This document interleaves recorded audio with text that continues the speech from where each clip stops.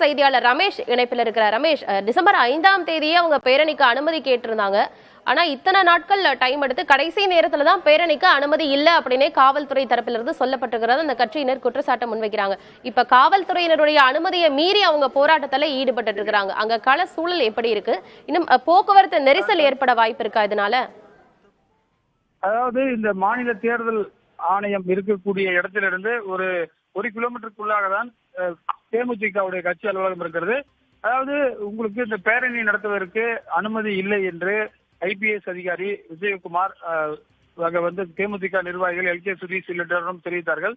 அதாவது unlawful assembly ஆகியிருக்கீங்க, அதாவது சட்டத்திற்கு புறம்பாக நீங்கள் இங்கு கூடியிருக்கிறீர்கள், அது மட்டும் இல்லாமல் உங்களுக்கு அனுமதி என்பது இல்லை என்று அந்த காரணத்தை தெரிவித்து தற்போது அந்த பேரணி என்பதற்கு தற்போது அனுமதி மறுத்திருக்கார். இந்த நிலையில் நம்மிடம் இருக்கார், அவரிடம் கேட்கலாம். சார் வணக்கம் சார், இப்ப இந்த பேரணிக்கு அனுமதி இருக்கா சார்? அனுமதி வாங்கியிருக்காங்களா சார்? சொல்றது இல்லைங்க, நீங்க பாத்தீங்க இல்ல சார், இப்ப நீங்க அவர்கிட்ட சொன்னீங்க அன்லாஃபுல் அசம்பிளி அப்படின்றது சொன்னீங்க, அது பர்மிஷன் வாங்கியிருக்காங்களா சார்? முறையா பர்மிஷன் வாங்கியிருக்காங்களா சார் பேரணி நடத்துறதுக்கு? இதெல்லாம் பின்னாடி டிஸ்கஸ் பண்ணிட்டோம் சார். இப்ப என்ன சார் அவங்க அரெஸ்ட் பண்ண போறோம், தடை மீறி போயிருக்காங்க, சொல்றாங்க. உங்ககிட்ட சொல்றதுக்கு எதுவுமே இல்ல கிரௌட் சொல்றாங்க. உங்ககிட்ட சொல்றதுக்கு இப்ப எதுவுமே இல்ல கிரௌட், டிராபிக் ஃப்ரீ ஃப்ளோ இருக்கு, எல்லாமே இருக்குது. You will be informed later.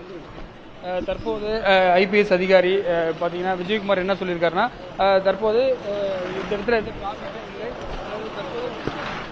இங்க இருக்கக்கூடிய முக்கியமான அதிகாரிகளில் அவர்தான் இந்த பகுதிக்கான ஒரு கண்காணிப்பு அலுவலராக இருக்கிறார். அந்த அடிப்படையில் அவரிடம் எல்கே சுதீஷிடம் விஜயகுமார் ஐபிஎஸ் பேச்சுவார்த்தை நடத்தினார். நீங்கள் அன்லாஃபுல் அசம்பிளி ஆக கூடியிருக்கிறீர்கள், உங்களை நாங்கள் கலைக்கிறோம், நீங்கள் கைது நடவடிக்கைக்கு ஒத்துழைப்பு தாருங்கள் என்று சொன்னால், ஆனால் பிரேமலதா மற்றும் எல்கே சுதீஷ் ஆகியோர் தடையை மீறி இங்க பேரணியாக, குறிப்பாக இந்த கோயம்பேடு பேருந்து நிலையத்திற்கு எதிரே இருக்கக்கூடிய மேம்பாலத்திற்கு கீழ்ப்புறமாக இந்த பேரணி தேமுதிக கட்சி அலுவலகத்தை நோக்கி பேரணி நடைபெறுகிறது. காவல்துறை அராஜகம் ஒழிக என்ற கோஷங்களை எழுப்பியவாறு தேமுதிக நிர்வாகிகள் இந்த பேரணியில் ஈடுபட்டு வருகிறார்கள். அதாவது பாத்தீங்கன்னா 500 மீட்டர் தான் இருக்கு இந்த பேரணி. குறிப்பாக அண்ணா, கலைஞர் உள்ளிட்ட தலைவர்களுக்கு பேரணியை நடத்தும் போது அனுமதி கொடுக்கிறீர்கள், ஏன் எங்களுக்கு அனுமதி கொடுக்க மறுக்கிறீர்கள் என்ற ஒரு வாதத்தையும் தேமுதிக நிர்வாகிகள் வைக்கிறார்கள். முக்கியமான தலைவர்கள், குறிப்பாக முன்னாள் முதலமைச்சர்கள் அண்ணா, கலைஞர், அதே போல ஜெயலலிதா போன்ற தலைவர்கள் மறைவு நாளின் போது பேரணிக்கு அனுமதி கொடுக்கிறீர்கள், ஆனால் எங்களுக்கு ஏன் அனுமதி கொடுக்கவில்லை என்ற ஒரு வாதத்தையும் தேமுதிகவினர் காவல்துறையினரிடம் வைத்தார்கள். ஆனந்தி. ரமேஷ், கோயம்பேடு அப்படிங்கிறது முக்கியமான இடமாக இருந்தாலும் கூட 200 மீட்டர் தான் தேமுதிகவினர் பேரணிக்காக அனுமதி கேட்டிருந்தாங்க. ஆனா அந்த 200 மீட்டருக்கு ஏன் பேரணி அனுமதி மறுத்தாங்க ரமேஷ்? அதாவது அவர்கள் காவல்துறை என்ன சொல்றாங்கன்னா, இதுக்கு அனுமதி கிடையாது. அதாவது பேரணி நடத்துவதற்கு என்று சென்னையில பொறுத்தவரை பாத்தீங்கன்னா தீவுத்திடல் அருகே இருக்கக்கூடிய இடம், மெரினா கடற்கரையிலிருந்து இருக்கக்கூடிய இடம், அது போன்று முன்கூட்டியே அனுமதி பெற்று அந்த இடத்தில் நடத்துவதற்கு அனுமதி இருக்கிறது எனவும், இது போன்று மக்கள் அதிகமாக கூடக்கூடிய இடங்கள், அதாவது பேருந்து நிலையம், இது போன்ற ஒரு சில பாத்தீங்கன்னா சென்னையிலே புரொட்டஸ்ட் நடக்கிறதுக்கு ஒரு இடம் இருக்கு, வல்லூர் கோட்டம், அதே போல எக்மோர் ராஜரத்னம் ஸ்டேடியம், இது போன்ற இடங்கள் இருக்கு, அங்க நீங்க பண்ணலாம். ஆனா இது பொதுமக்கள் அதிகமாக கூடக்கூடிய இடத்துல வந்தா போக்குவரத்து நெரிசல் ஏற்படும் என்ற ஒரு காரணத்தை சொல்லி தற்போது அதற்கான அனுமதி இல்லை என்று சொல்லியிருக்கார். அது மட்டும் இல்லாமல் நீங்கள் கைது செய்ய வேண்டும், அதுக்காக கைதுக்கு பாத்தீங்கன்னா அரசு பேருந்துகள் தயாராக ஒரு 10க்கும் மேற்பட்ட அரசு பேருந்துகளை காவல்துறையினர் இங்க நிறுத்தி வைத்திருக்கிறார்கள். அந்த பேருந்துகளை அவர்களை அரஸ்ட் செய்து, குறிப்பாக அந்த தடுப்பு காவல் என்ற ஒரு சட்டத்தில் இன்று மாலை வரை அரஸ்ட் பண்ணி வைப்பாங்க, அதற்கான ஏற்பாடுகளையும் செய்தார்கள். ஆனால் தடையை மீறி பிரேமலதா, விஜயகாந்த், எல்கே சுதீஷ் ஆகியோரெல்லாம் பேரணியாக தற்போது விஜயகாந்த் நினைவிடம் நோக்கி சென்றிருக்கிறார்கள். ஆனந்தி.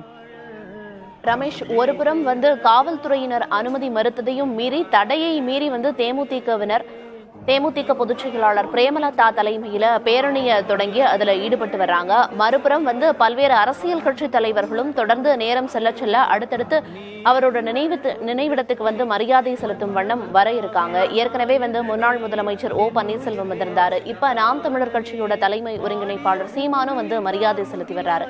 இன்னும் நேரம் செல்ல செல்ல கூட்டம் அதிகமாக தான் இருக்கும். அப்படிங்கிற பட்சத்துல காவல்துறையினரோட அடுத்தடுத்த கட்ட நடவடிக்கைகள் என்னவா இருக்கும்? காவல்துறையினர் தரப்புல இருந்து என்ன சொல்லப்படுது?